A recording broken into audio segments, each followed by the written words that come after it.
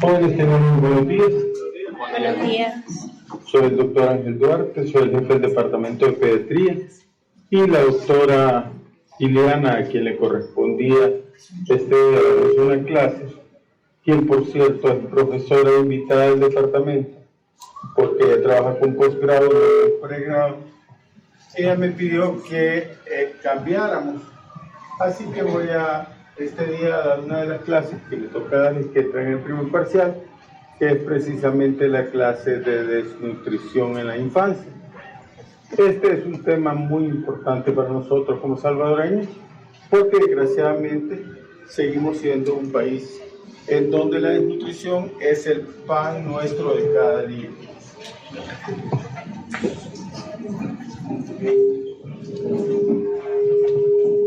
Ya tenemos ahí estamos mejor. Bueno, entonces, jóvenes, si vamos a hablar de desnutrición, es vital de que entendamos que la desnutrición infantil es la enfermedad invisible. ¿Cómo ven el rostro de esta señora? Es un rostro de tristeza, de orgullo, de satisfacción. ¿Qué expresa esa señora en su rostro? Alegría. Alegría, dice su compañero. ¿Sí? Está viendo a su hijo, admirándolo, ¿verdad? Como que fuera el nuevo Hospital Rosario, dice. Sí, esa carita pone. Ahora, ¿cuál es la realidad de este niño? ¿Está gordo? ¿Sí o no? ¿Está gordito? Sí. Véanlo bien. ¿Qué es lo que está? Cachetón, hinchado. Eso no es gordura. Si ustedes lo tocan, se darían cuenta que eso es fofo, que eso es blando, que eso no tiene consistencia, que eso es pura agua, edema.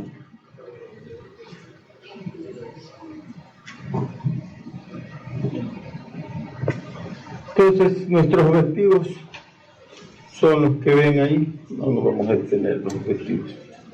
Bueno, la Organización Mundial de la Salud define la desnutrición como el desequilibrio a nivel celular entre requerimientos, entre el suministro y la provisión de los mismos. Es decir, es el desequilibrio que sean aquellos que no reciben todos los nutrientes que necesitan para garantizar un adecuado desarrollo y crecimiento, un progreso en todas las funciones, ¿verdad? No solo el crecimiento en longitud o en peso, sino también el crecimiento como individuos, es decir, que hay que brindarle la calidad de los nutrientes que permitan un adecuado desarrollo psicomotor, neurosocial. Bueno, habrá criterios para diagnosticar la desnutrición. Básicamente en los menores de 6 años, los criterios se definen, podemos definir desnutrición si cumple cualquiera de estos criterios. Primero, emaciación grave. Emaciación. Estar emaciado es estar consumido. ¿Y quiénes están consumidos? Aquellos que tienen un indicador de peso para la talla o peso para la longitud. ¿Cuál es la diferencia entre peso talla y peso longitud? La edad, sí, porque la longitud se mide de los acostados. Peso talla, peso longitud menor de 70% o menor de 3 desviaciones estándar. O un peso para la edad abajo del 60%. Entonces fácilmente se confunden ustedes si uno les pregunta cuál de los siguientes es un indicador de desnutrición grave. ¿Peso edad menor del 70% es indicador de eso, sí o no? No, tiene que ser abajo de 60. Y peso talla sí es menor de 70%. Y eso en relación con las curvas de la Organización Mundial de la Salud.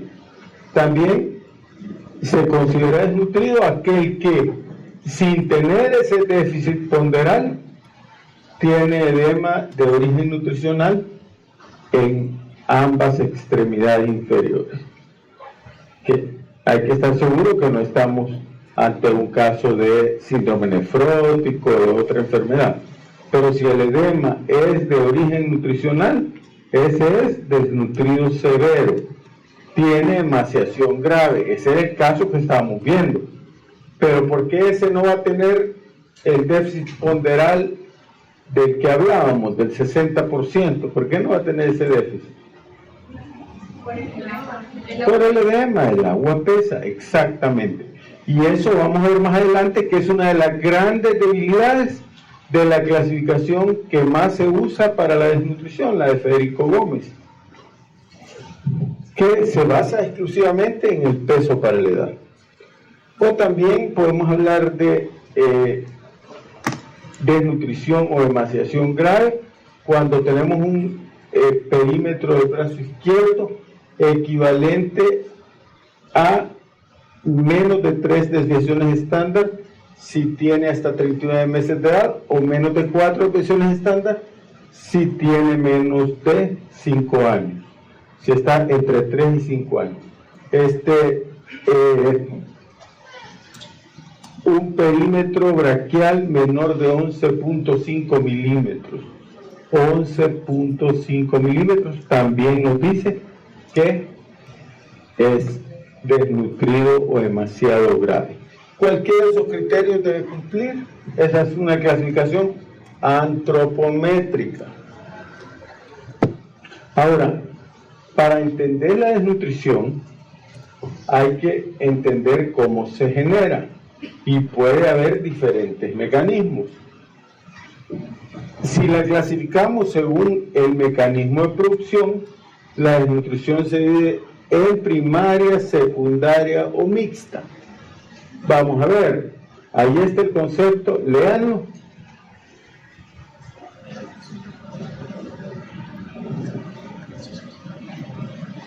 Ya lo vio el concepto. Vale, deme un ejemplo de desnutrición primaria. ¿Cómo se produciría una desnutrición primaria? Cuando un niño no come lo suficiente o no tiene los nutrientes adecuados en su... ¿Por qué no va a comer suficiente? A veces por o por el... Vale, al tata lo echan y entonces ya no va a tener para comprar la comida. ¿Sí? ¿Se desnutre o no? O le va a empezar a dar agua de arroz, se desnutre. Muy bien. Secundaria.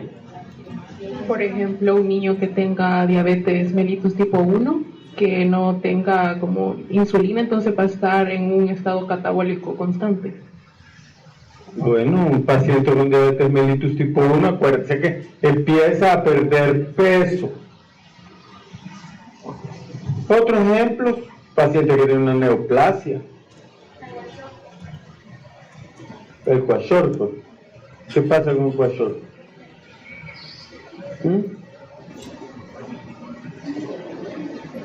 Bueno, un paciente que tiene, ¿qué otra enfermedad se te ocurre que puede dar desnutrición secundaria? Una infección severa, la enfermedad renal crónica. ¿Han visto? Cuando pasen por nefrología, vean los niños de enfermedad renal crónica, así las mumujitas, y tienen 15 años. Pícaros los diablitos. Tengan cuidado ahí, ¿verdad? Porque todos, ¡ay, qué lindo el niño! Y los bichos restregándoles todo. No, de verdad que es un problema a veces ahí. Hemos tenido círculos de pornografía, embarazos, de todo ahí, con esos pobres. Pero la verdad es que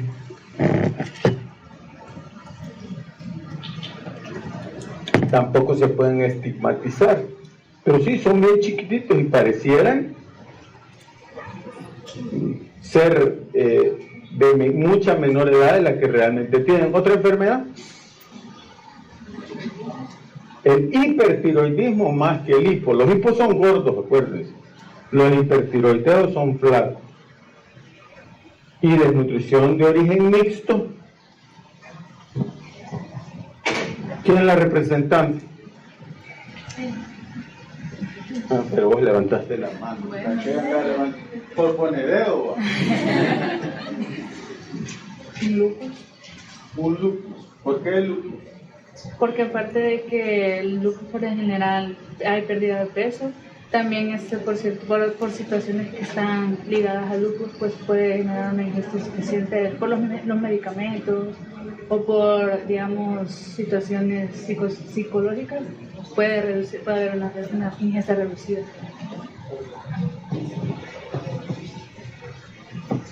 Bueno, pensemos, por ejemplo, tratemos de adaptar esa respuesta. Hay ejemplos más fáciles, pero pensemos en que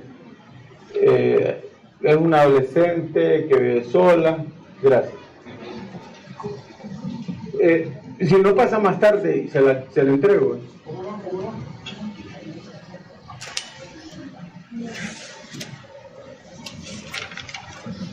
Mire, señor Garay, desde mañana tenga un lapicero rojo. Entonces, cuando sean las 7:15, que le firmen en rojo para ver los que vinieron tarde, ¿verdad? Pues sí, hay que tratar de llegar a la hora. La verdad que cuesta, pero hay que intentarlo. Las llegadas tardías todavía se consideran como asistencia, pero uno necesita un poquito de disciplina en la vida. La disciplina es básica. Y ustedes tienen que disciplinarse. Miren,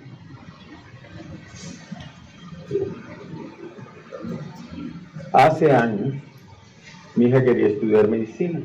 Estudió en un colegio que terminaba clases en junio. Entonces no pudo, obviamente en junio no había nada que hacer. Me pidió permiso para estudiar para mientras en la Matías. Yo, está bueno, le dije, si no va a perder, no se va a caer de Aragán estos 6 meses, que vaya ahí para mientras. ¿Qué creen que pasó cuando terminó el ciclo? Y le tocaba ya venirse a matricular a la Nacional. No quería, no quiso, no papá, me dijo, yo me quiero quedar aquí en la Matías. No, le dije, te vas a ir para la Nacional. Que no, que sí, que no, que sí, que no. Ah, pues me voy, pues andate. Se fue a estudiar entonces a Estados Unidos. Obviamente no estudió medicina. A la larga digo, gracias Señor que se fue. Pero ¿por qué lo hice? ¿Por qué fui tan necio? Porque yo creía firmemente que la calidad de médicos que producíamos era mejor. Porque yo viví buena parte de mi vida tratando de que fuéramos diferentes.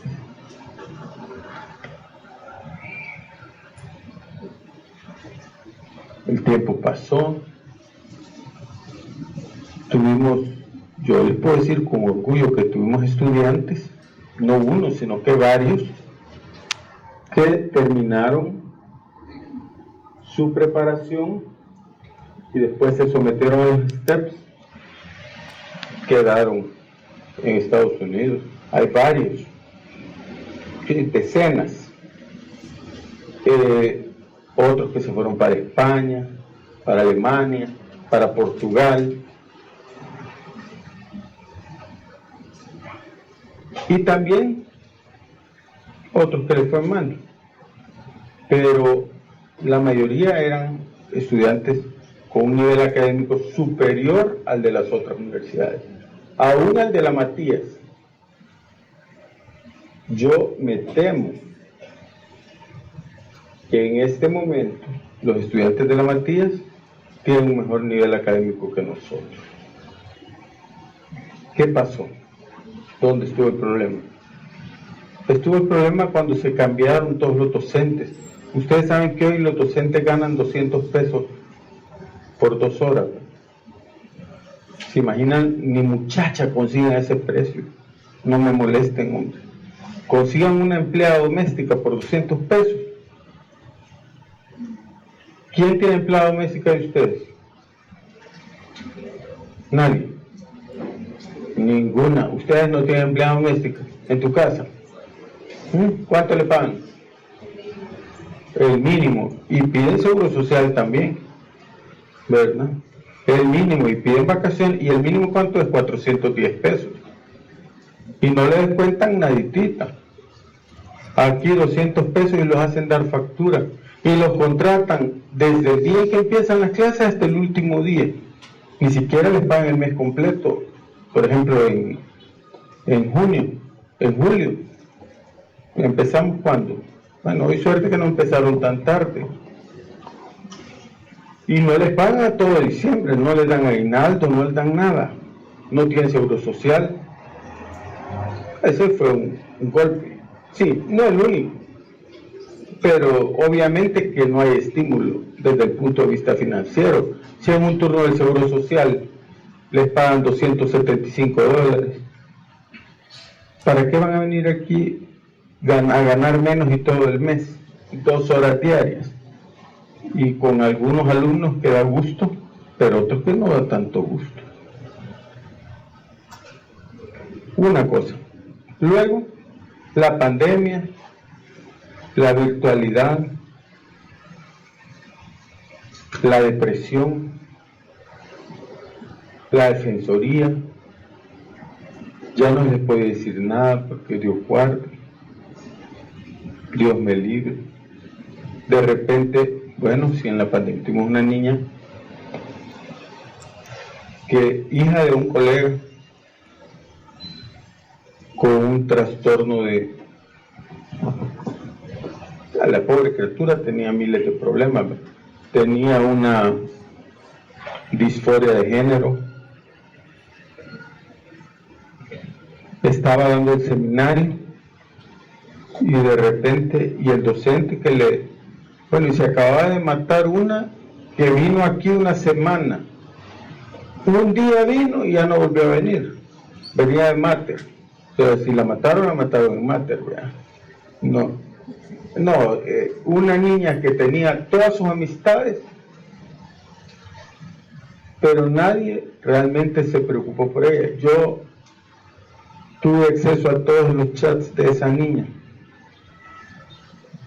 Nadie le mandó un mensaje de sus compañeros. Sabían todos que estaba mal, pero nadie le mandó un mensaje de soporte, de apoyo. Cuando se murió todos eran sus grandes amigos. Pero cuando estuvo en los momentos críticos, nadie. Pero la otra, imagínense, estaba dando el tema y el que le estaba atendiendo con miedo de decirle algo, ¿verdad? Porque la bicha de repente se queda.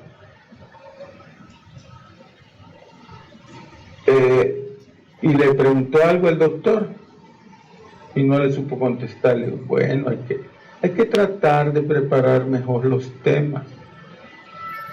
La cipota se había atravesado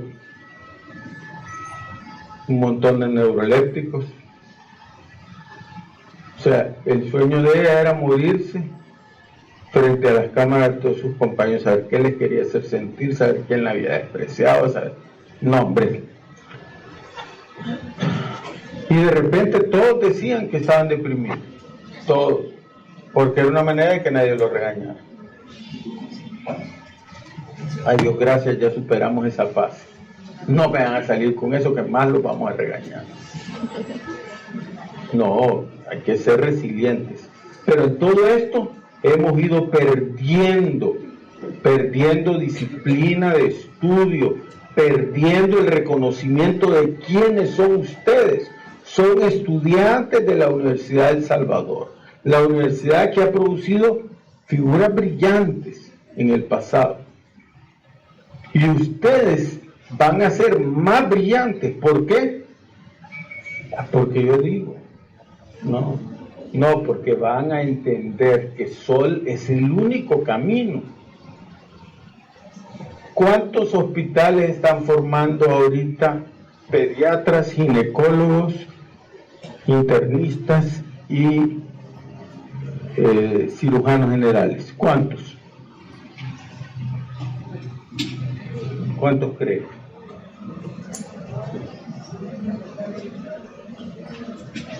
Son 11 y hay 3 que no forman todas las especialidades, son 14 hospitales.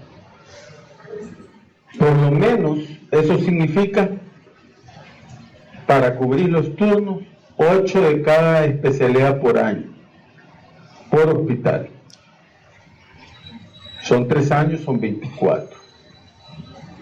¿Sí? Entonces, 8 por 11, ¿cuánto es? 88. 88 nuevos pediatras, nuevos ginecólogos, nuevos de cada especialidad cada año.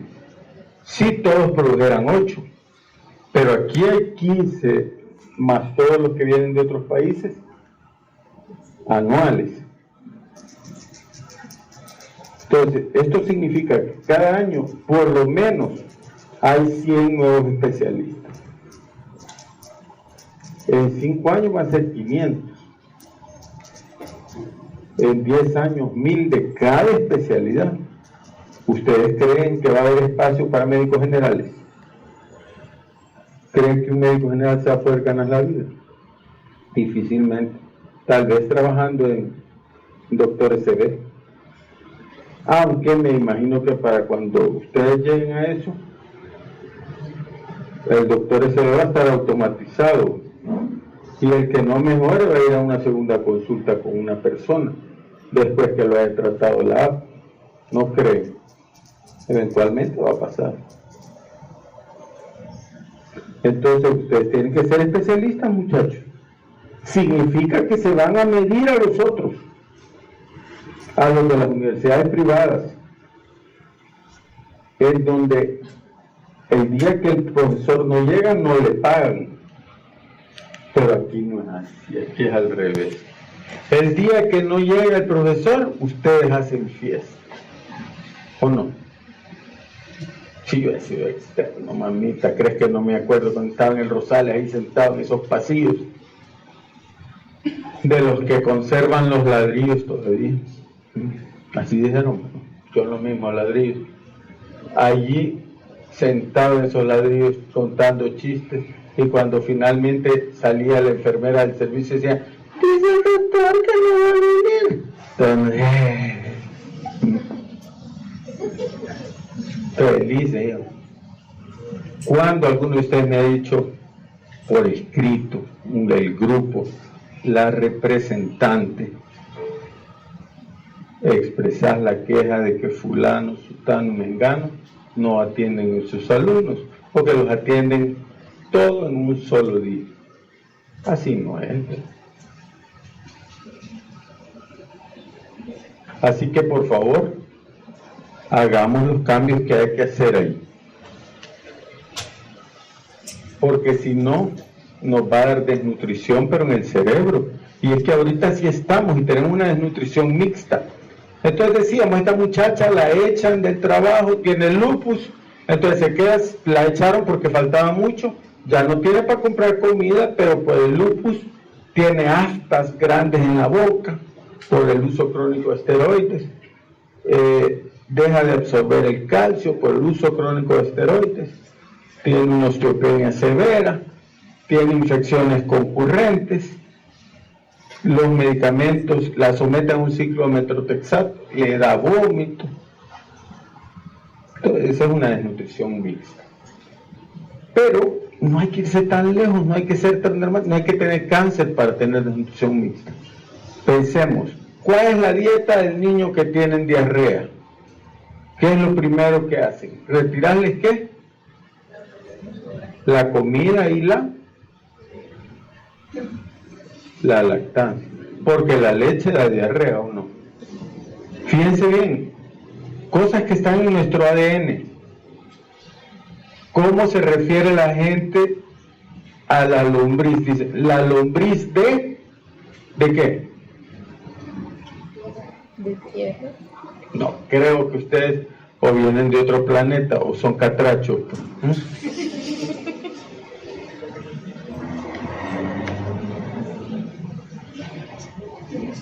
¿Lombriz de qué dicen que está hecha la lombriz? ¿De qué? De tierra no. Los parásitos, lombrices, dicen la lombriz de leche. ¿O no han oído esa palabra?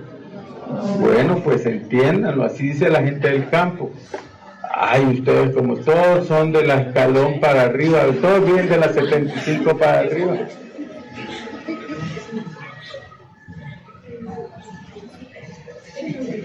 Vamos a tener que decirles, bueno, entonces, desnutrición mixta. Sigamos. Según el tipo de nutriente deficitario, alguien dijo kwashiorkor por allá. Bueno, cuando el principal nutriente que hace falta en mi dieta son las proteínas, pero recibo algo de carbohidratos, desarrollo un tipo de nutrición llamado kwashiorkor. Kwashiorkor significa el niño del puesto. Palabras de dialectos africanos en los que hace referencia al kwashiorkor, al que se cae de la moto, pues, que estaba bien, lo estaban amamantando, pero la nana queda panzona otra vez y le deja dar de mamar porque ya tiene otra cría. Y entonces, ¿qué le toca a él? Le toca atole, ¿verdad? Atolito, le toca agua de arroz. Ah, y aquí será que eso se da. ¿Dónde trabajan las madres solteras en las regiones suburbanas? ¿En qué tipo de negocios trabajan? Mercado. ¿No se han fijado que en todos los comedores siempre hay una bicha que anda toda apretadita sacando los pedidos en todas las partes? Vean, siempre esa es la que va a la comida, es la que hace los pedidos. Esa es la madre soltera casi siempre. ¿Y cuánto les pagarán? 10 pesos diarios tal vez, ¿verdad? Con $10 hay que pagar cuarto, hay que pagar luz, agua, hay que comprarle la leche al niño, porque obviamente tiene que dejarlo con alguien más, tiene que dejarlo tirado en algún lado para que ese niño la deje ir a trabajar. Pero, ¿va a ir hasta el cuarto mes? No, hombre, ¿qué se va a andar yendo hasta el cuarto mes? ¿Y quién le va a pagar su incapacidad? Pues debiese, cuando usted sea presidente, haga un fondo solidario para aquellos que no tienen un subsidio a la maternidad porque no trabajaban.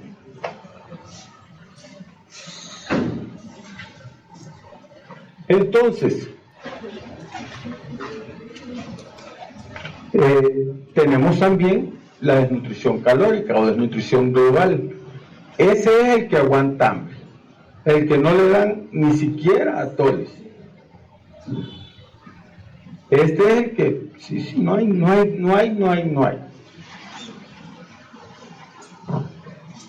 Y mixta es el que tiene una deficiencia crónica de nutrientes, una desnutrición global, que no ha comido nada, pero de repente tiene una deficiencia aguda o puede ser crónica de proteínas. Ahora veamos cómo se clasifica la desnutrición según el porcentaje del déficit. Esta es una clasificación bien fácil. Fíjense bien. Solo hay que saber los valores de corte. Es normal tener un índice de adecuación que no supere el 10%. Es decir, si a mí me falta hasta un 10%, estoy normal. Más del 10% que me falte, estoy mal. O sea, si tengo menos del 90% del esperado para mi edad, estoy mal.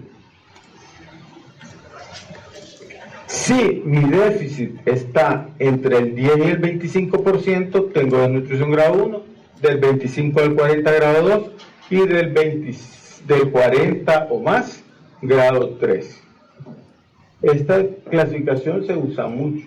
Pero ¿cuál dijimos que era el problema de esa clasificación? Que el agua pesa. Entonces, el cipote de la primera foto, que ese niño fue mi paciente aquí, y vino así, y la mamá, un día cuando ya le íbamos a dar el alta, me, ay doctor, usted sí que me arruinó a mi niño, él mire cómo lo tenía de bonito y usted cómo me lo devuelve, ya cuando había fundido los edemas, todo chupadito, pero sin edema, con aquel exceso de piel colgante, pues ahí estaba hinchada la piel. Pensó ella que estaba mal. Obviamente pesaba menos cuando se fue que cuando entró, pero su situación metabólica estaba mejor, por supuesto. Ese es un problema de esa clasificación, por eso necesitamos la clasificación de Wellcome. Fíjense que aquí lo único que cambia son los valores de corte. Allá íbamos 10, el primero era el 10%, de 10 y al 25 habían 15 puntos, del 25 al 40 otros 15, y más de eso, grado 13. Aquí vamos en corte de 20, hasta el 80% del esperado se considera normal, es un poco más permisiva, pero si yo tengo un déficit del 20 al 40% y no tengo edemas, me considero subnutrido, si no tengo edemas. Si tengo un déficit sin edemas mayor del 40%, entonces soy un marasmático. Si mi déficit es de esos mismos valores, pero con edemas, del 20 al 40% con edemas, soy un kwashiorkor. Y si mi déficit es superior al 40%, eso se llama kwashiorkor marasmo. Esta es la clasificación de la Universidad de Harvard del Hospital de Boston, del Boston Children's Hospital. Y como es mejor complicarlos a ustedes para poder preguntarles más cosas en el examen, porque las preguntas van a ser relacionadas con casos y la aplicación de estas tablas. Así que eso tienen que saber hacerlo, tienen que aprenderse la clasificación de la desnutrición. Matriz de Waterloo. La utilidad de esta es que nos permite ver la desnutrición crónica. El mejor indicador para valorar desnutrición crónica, ¿cuál será? La talla. ¿Por qué en todos los partidos siempre El Salvador pierde? Porque, y que Alan, que los rivales fueran como Alan, no hombre, cualquier medio bien nutrido nos mete gol, porque hacen un centro y el otro cabecea y gol. Y los de aquí ni siquiera alcanzamos a ver al que está metiendo el gol, de tan altos que son y tan enanos que somos nosotros. ¿No se acuerdan ustedes de aquel meme que sacaron de la foto de la selección de basquetbol femenina salvadoreña versus la gringa? Esa es nuestra realidad. ¿Qué le pasó a esa niña? Desnutrición ancestral. ¿Por qué soy pequeño? Porque mis ancestros fueron desnutridos. ¿Y cómo no iba a ser? Si imagínense que mi mamá tuvo su primer par de zapatos a los 12 años. O sea, no, por eso, hasta mucho crecimos.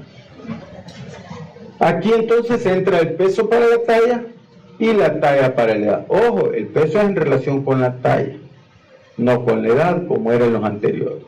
Y la talla sí es relacionada con la edad, y ahí está la clasificación.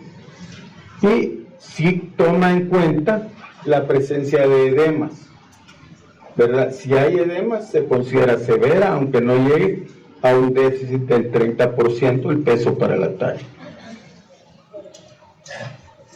Bueno, La Organización Mundial de la Salud básicamente usa una definición muy parecida a la de Federico Gómez, lo único que lo hace con desviaciones estándar. Leve, una o dos desviaciones estándar bajo la media, moderada 2 a 3 y más de 3 severa, que generalmente coinciden con el percentil 5 y el 3.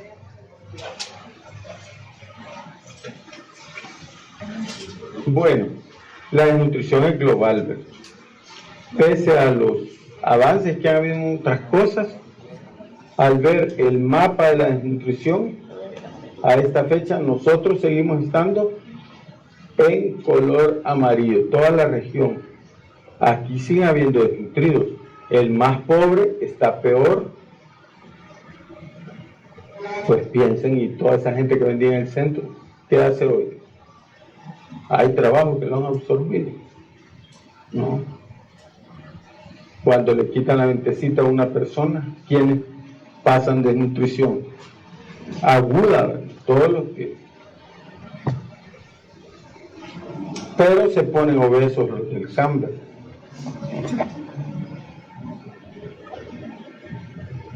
Qué injusticia, qué rabia darles eso.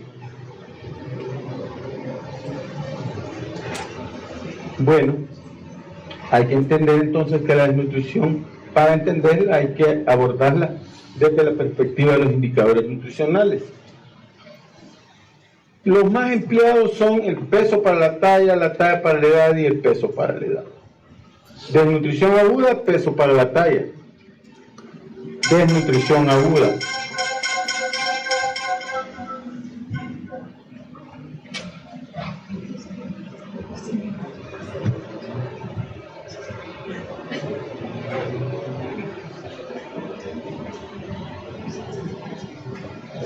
Desnutrición crónica, la talla para la edad.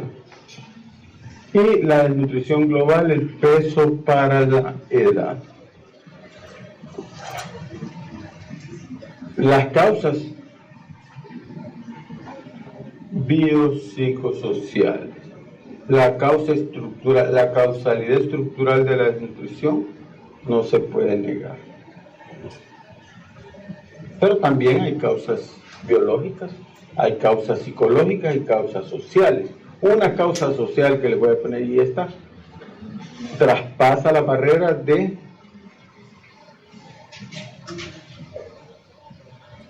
el nivel de ingresos que una familia tenga, tiene más que ver con la idiosincrasia. ¿Cuál es la dieta de la puérpera? ¿Qué toma, qué debe comer la puérpera? ¿Ah?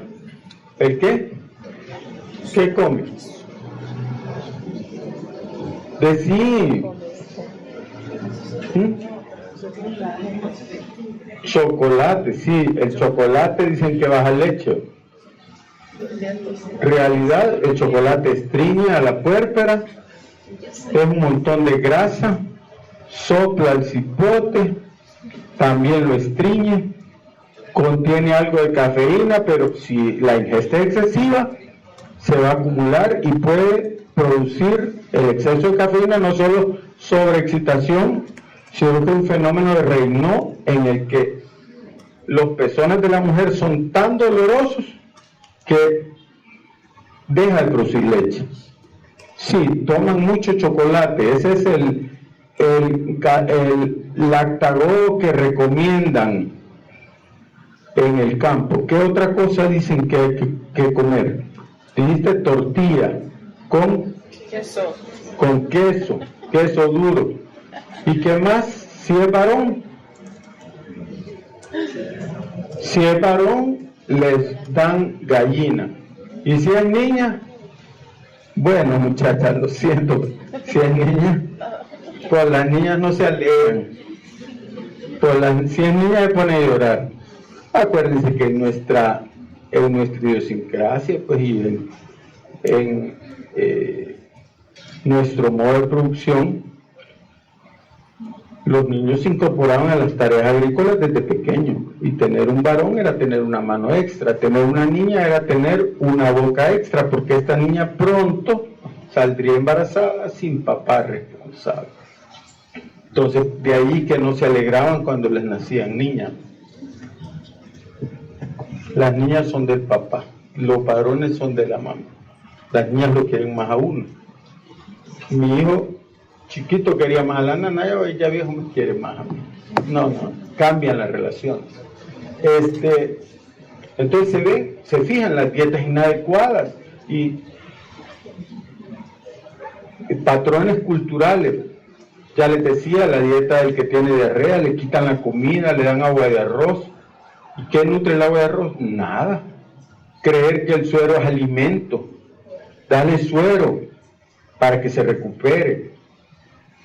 Toda esa idiosincrasia, o a veces, fíjense, esta casi es mi última clase que voy a dar. Este año me voy a retirar, pero hasta hoy no hemos fallado. Yo quiero que usted me les aclare aquí a estos muchachos qué es más nutritivo: comerse la sustancia del pollo o comerse la carne, el bagazo. ¿Qué es más nutritivo? Bueno, ni le pregunto ya porque no vi la cara, mejor que no la haya visto, de quién dijo aquí adelante a gran voz la sustancia. ¿Oyeron? ¿Verdad? Todos oyeron que dijeron la sustancia. ¿Y qué es la sustancia? Agüita con manteca. ¿Y dónde están las proteínas? La sustancia. Ahí se da todo el... Díganle a los fisicoculturistas que no se coman el huevo, que se coman el agüita que donde hirvieron el huevo. Es ridículo eso, no tiene lógica, pero eso está grabado en el ADN hasta de ustedes que ya están en 5º año de medicina.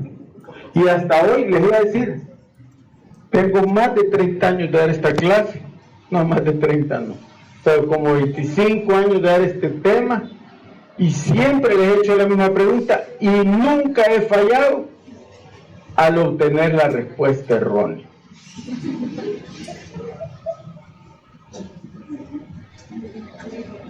O sea, es para demostrarles que eso tiene un gran peso en la nutrición. ¿Quién se come la mejor pieza?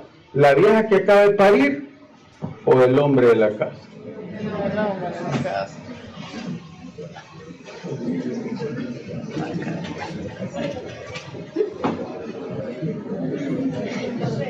Bueno, los más afectados, las mujeres, los ancianos, los niños. La desnutrición es una enfermedad multisistémica. Piensen ustedes, ¿qué va a pasar cuando el organismo no tiene todas las proteínas que necesita para efectuar sus procesos metabólicos? ¿Qué órgano no se va a afectar? Ninguno, todos se van a afectar. ¿Cuál es la principal causa de inmunosupresión en el mundo? La desnutrición. Pero para eso no hay billete. Para el VIH que afectaba a los ricos y famosos sí hay billete. Pero como ellos, al contrario, en vez de pasar hambre, se infligen hambre. Me lo si ven el tour de la Katy Perry 2026, ¿verdad? ¿O no? Asqueroso como se debe, pero así quiere estar. Ve una foto de la esposa de Michael Dell, del dueño de las computadoras Dell. No, hombre, un trastorno de conducta alimentaria terrible. Entonces, no se sabe exactamente por qué algunos niños que son sometidos a dietas hipoproteicas no desarrollan kwashiorkor y otros sí.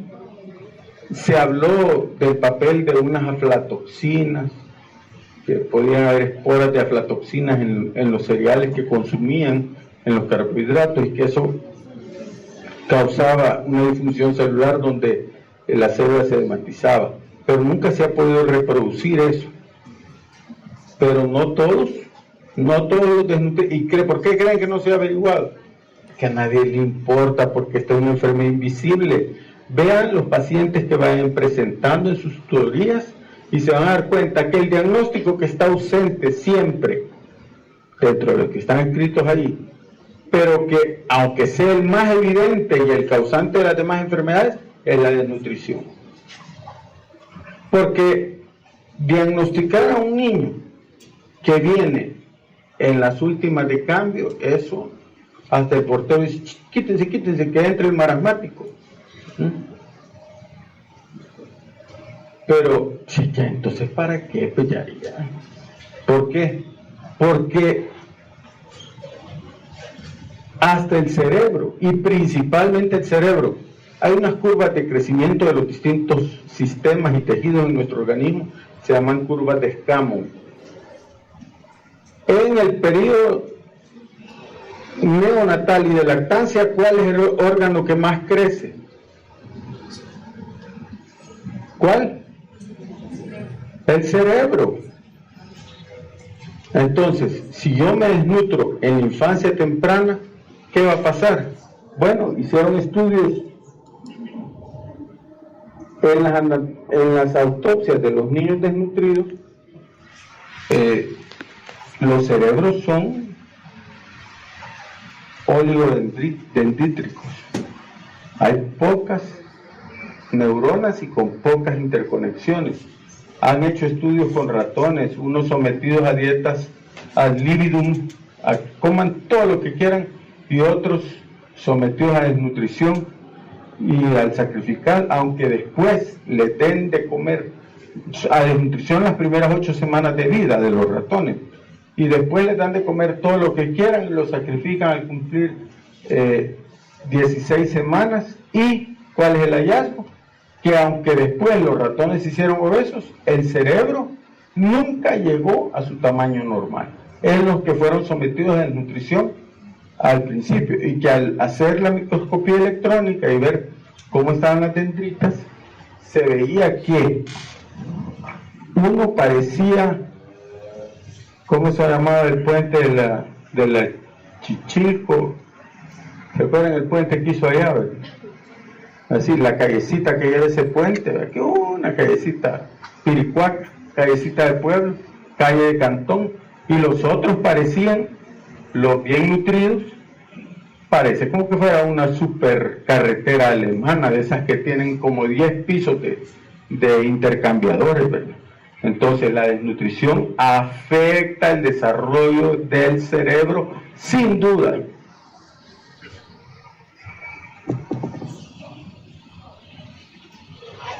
La valoración de la desnutrición se hace mediante la historia, la antropometría, y se pueden utilizar pruebas de laboratorio para medir concentraciones de nutrientes. Por ejemplo, pueden buscar la concentración de zinc en el cabello, pueden medir niveles de vitamina D en sangre, pueden medir niveles de nutrientes específicos, o pruebas dinámicas de la utilización de un nutriente, porque el desnutrido no puede usar los nutrientes como los usa una persona normal. La historia es muy importante y debe incluir todos los factores sociales del niño. Luego, a la exploración clínica buscamos en el niño signos de déficit de nutrientes específicos. Por ejemplo, un paciente con escorbuto, ¿qué va a tener? ¿Y qué hallazgos físicos, clínicos? Encías sangrantes. Un paciente que tenga una hipovitaminosis A, ¿qué le voy a ver en los ojos? Bueno, esa podría ser una preguntita, ¿verdad? Hallazgos físicos de los déficits de nutrientes específicos, por ejemplo, las manchas de Vitor, ¿verdad? Si yo veo que un niño tiene un rosario raquítico, eso me dice que es un rosario raquítico.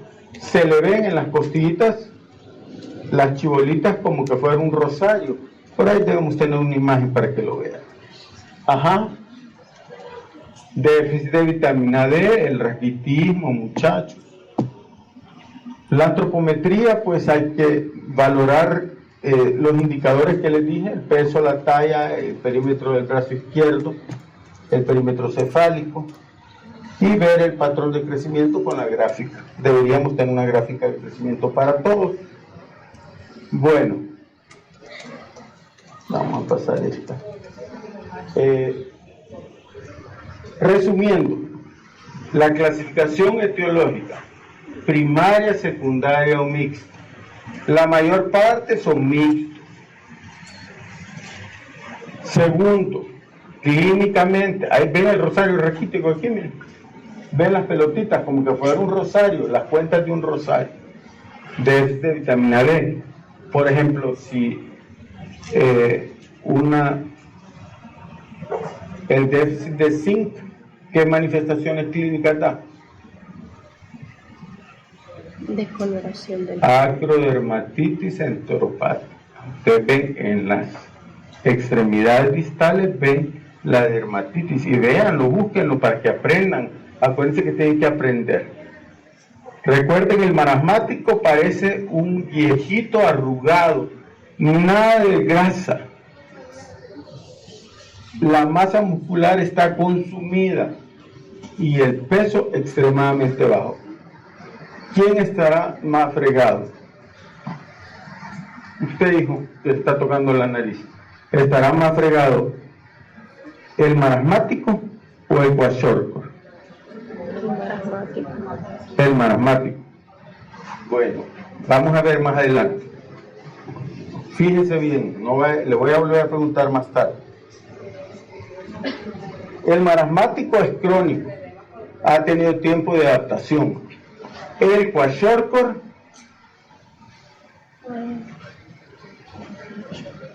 vean, apático, triste, todo está desequilibrado en todo.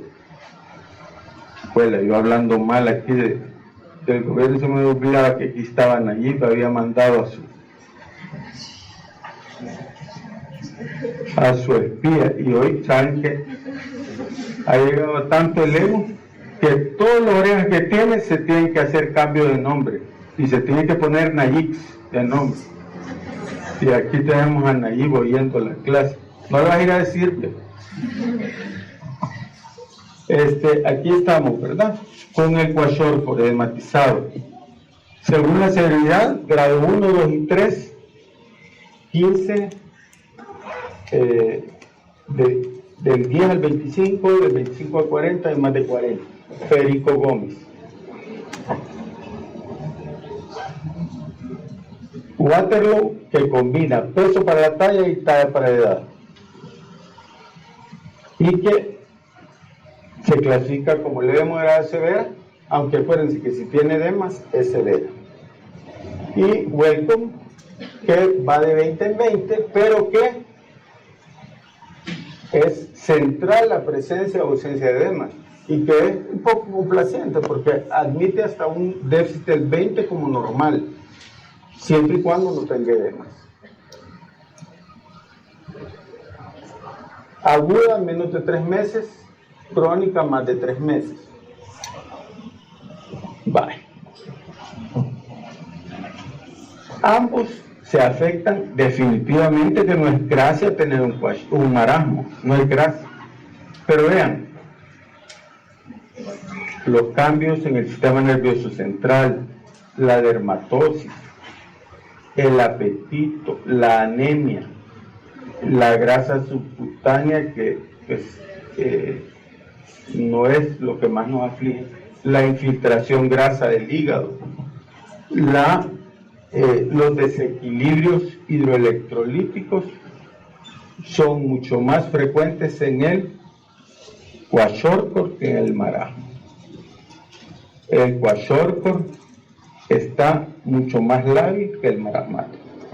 Los criterios de hospitalización son los que ven ahí. Muy importante el criterio de riesgo social. Y sin embargo, la cantidad de veces que ingresamos pacientes desnutridos en este hospital es ínfima. ¿Por qué? Porque la enfermedad es invisible.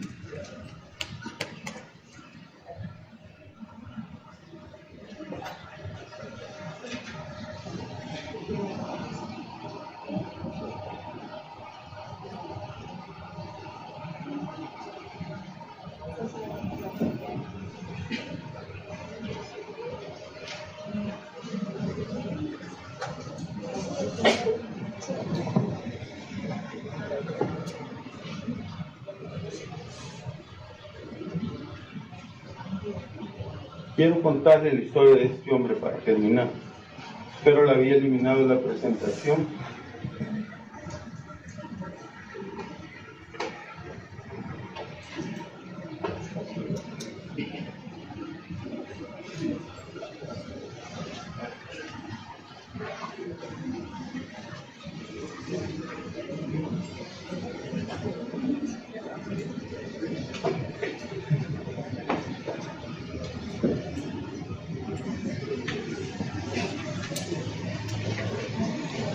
Con esto vamos a terminar la clase.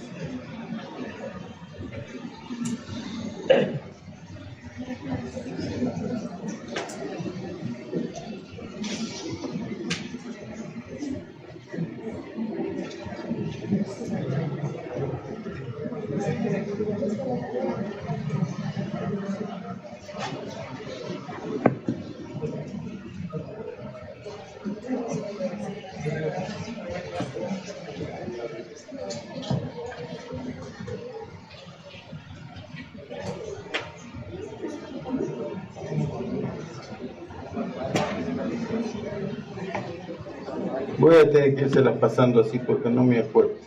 Saben, este es un premio muy famoso, el premio Pulitzer. En periodismo, en fotografía periodística, es lo mejor que a alguien le puede pasar en su vida. Y este señor aquí es Kevin Carter. Él ganó el premio Pulitzer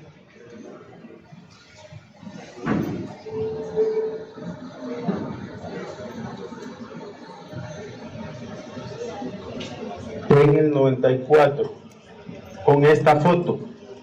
En esa época había una hambruna en varios países del Sahara africano y esta foto movió a la gente a hacer una campaña que terminó incluso con una canción. Si ustedes la buscan van a encontrar una canción que se llamaba We Are the World, donde cantaban Michael Jackson, toda la élite de los cantantes de esa época donó los derechos de la canción para contribuir a la campaña de rehabilitación nutricional de esta gente. Él tomó esta foto y ¿qué ven en la foto? ¿Qué hay ahí? Un niño desnutrido. Era niña. Ajá, ¿qué más? ¿Un qué? ¿Qué es esto, pues? Un buitre. Un sopilote, ¿verdad? Un buitre. Pero la gente de repente eran los albores, los inicios de la era del internet y la gente empezó a decir, ahí hay dos buitres. ¿Ya vieron el otro? ¿Ah? El otro buitre decía que era el fotógrafo. Ya me desconectó esto. Decían que pues no hizo nada él, ¿verdad? Sino solo tomar la foto y lucrarse de la foto. Cuando recibió el premio, él dijo, estoy verdaderamente arrepentido, aunque es la foto más importante de la carrera, de mi carrera, me siento muy mal. No hice nada en el momento en que debía haber hecho todo por esa niña. La opinión pública es tan variable, ¿verdad? Alguien puede ser un héroe en un minuto. Y si no, miren a Messi. Hoy Messi es el villano, ¿verdad? Messi es el malo, ¿o no? Él no tiene méritos, todo se lo debe de la FIFA. Entonces, así le pasó a Kevin Carter. Y la presión fue tan grande, pero tan grande, que ¿qué sucedió con Kevin Carter? Un par de semanas después, tras la muerte de su mejor amigo, Kevin Carter se fue a la orilla de un río en Sudáfrica donde él vivía, encendió su carro, puso música, conectó una manguera al escape y se dejó morir. Se quitó la vida. Lo que yo les quiero decir es que hay cosas que hay que hacerlas en el momento preciso. Después no valen las lamentaciones. Y el momento preciso para hacer las cosas para ustedes es hoy. no dentro de 5 o 10 años. No se va a valer que cuando estén viejitos digan, ay, hubiera hecho tal cosa. De nada sirve. Ya no se puede. Se los dice alguien que ya llegó a ese punto, donde lamentarme de lo que no hice no me va a servir absolutamente de nada. Ustedes tienen un futuro brillante ante ustedes. No lo desperdicien, muchachos. No lo desperdicien. Hagan el esfuerzo que tengan que hacer. Entiendan que ahorita ustedes son estudiantes.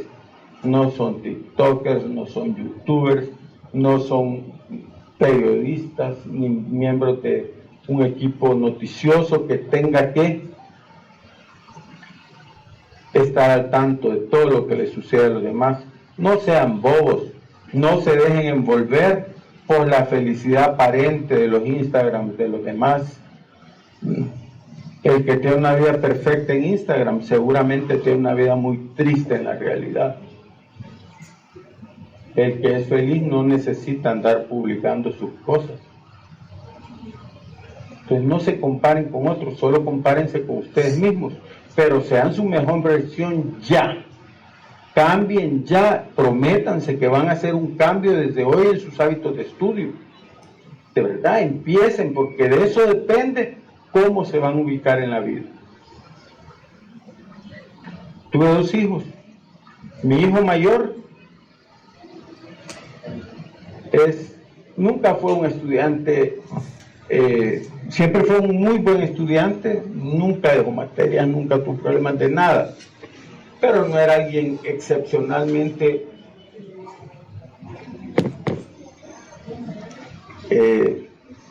inteligente o que pareciera inteligente.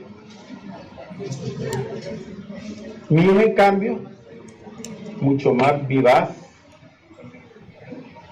con una mente muy brillante, todo le salía fácil.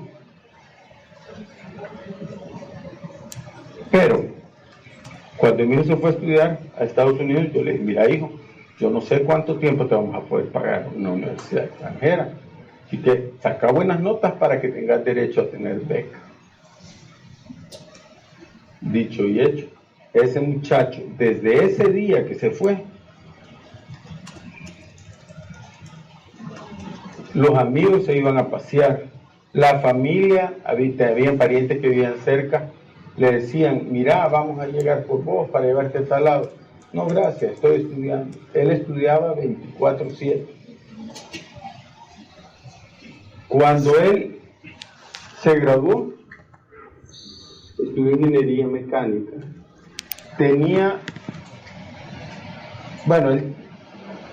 Nunca volvimos a pagar después del primer semestre por él, porque siempre tuvo becas. En todo su cum fue 4.0, no porque fuera extraordinariamente inteligente, sino que porque era extraordinariamente dedicado.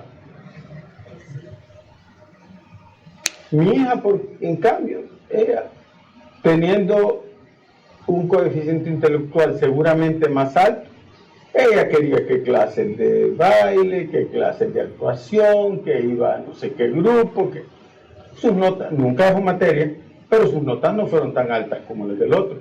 Cuando mi hijo terminó, tenía una oferta para hacer la maestría, le iban a dar la maestría gratis, vivienda, alimentación, gastos de vida, pero no sueldo, en MIT. Y tenía otra oferta de trabajo en otra empresa, en una tecnológica fuerte. Yo le dije, hijo, andate a MIT. No, papá, ya me aburrí de ser pobre. Ya vas a ver que voy a conseguir la maestría. Y dicho y hecho, él se fue a trabajar en la otra empresa y consiguió que le dieran una maestría en Georgetown, que es una de las Ivy League, se llaman, universidades Ivy League, de las top 100 universidades de Estados Unidos. Entonces, no importa la capacidad que tienen, importa dónde están. A mi hija la contrataron rápido.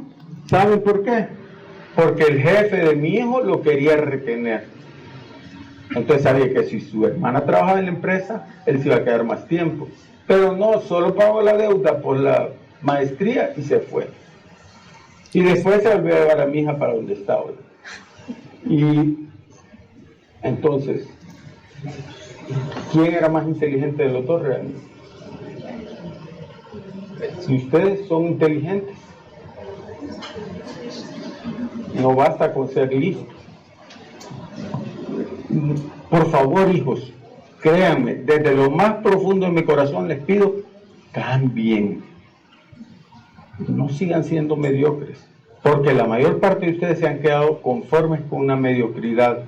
Ya no estudian, hackean el examen, le piden a alguien en otra parte que se los conteste y que se conecte. La plataforma es vulnerable, muy vulnerable. En el examen que pasó, yo me di cuenta, y son tan brutos, pero ¿saben qué? Ya me harté yo de andar peleando con gente. Pero hicimos un examen completamente nuevo. Y hubo 20 alumnos que sacaron 10. En una primera instancia me sentí tan molesto que al día siguiente quería pasarles el mismo examen por escrito para ver que si sacaban que sea 5, porque les apuesto que no lo habrían sacado. Al final dije yo, ¿quién es el dañado? Me voy a joder yo solo por estar buscando qué clave tenía cada uno para reconstruirle su examen. Difícil, no vale la pena. Al final los que se han hecho daño son ellos. Ustedes se van a hacer daño. Es que cuando llegue el momento en que compitan de verdad, los que van a tener el examen desde antes no van a ser ustedes, porque ustedes son gratos o no gratos. ¿Creen que ahorita somos gratos como universidad? ¿Creen que somos los hijos predilectos de la nación? Ustedes son un poco menos que escoria.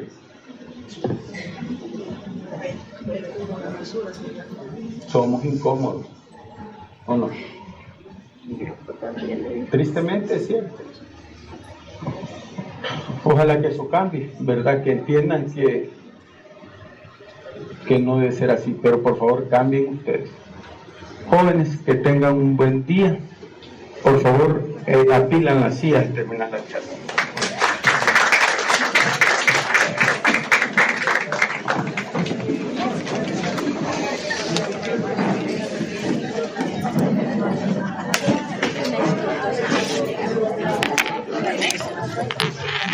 Nadie vino a dar, nadie tiene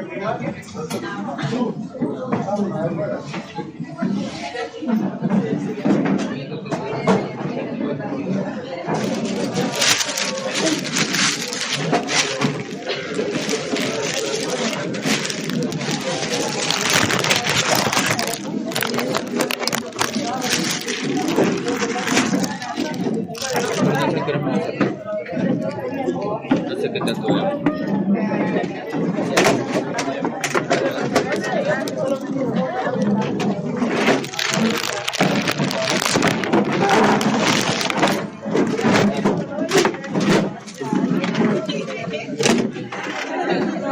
Ay, que les de adelante.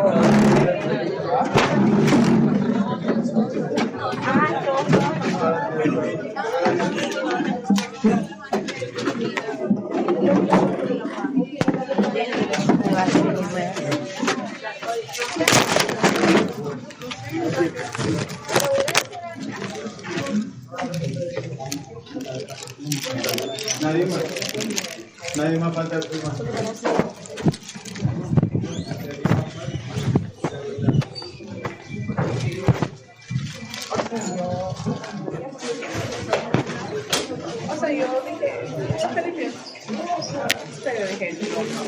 Ahí ven, ya vienen por el tercero, porque a las 5.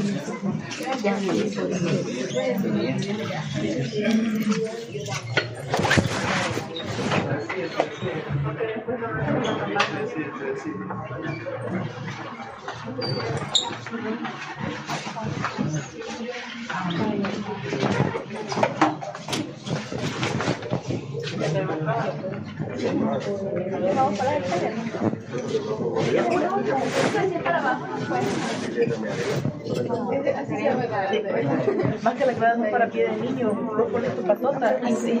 Y también empinada por la.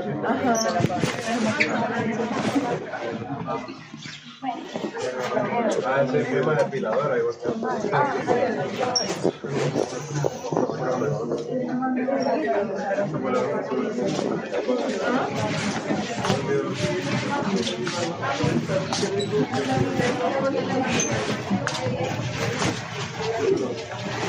Para no, no.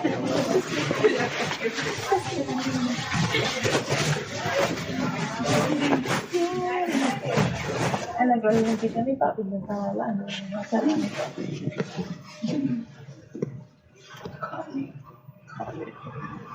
Que hasta me puse a buscar ya. Universidades para hacer un posgrado. No, eso no. Pero lo bueno es que respetó la hora porque necesito ponerme a la... había como 30 diapos que no dijo. Sí. Sí, Eran como 60 diapos la vez. se inspiró. Y Es que dice que empezó a se supone que disociar. las había cortado porque vi las del otro año y eran casi 80. Ah, bueno, que empezó a disociar con la historia de los Una hora no es suficiente para la exposición. No. ¿Cómo se te alemán? Digo, porque ya tanto por hacer por eso, si no. Dale, cerrar ahí.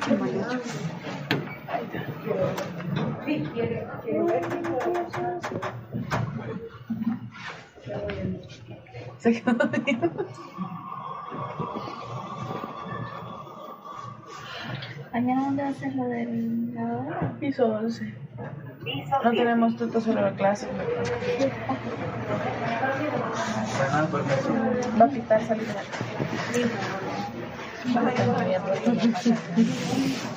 No, yo fregando a gente y dice, no es que una de nosotros. Salud.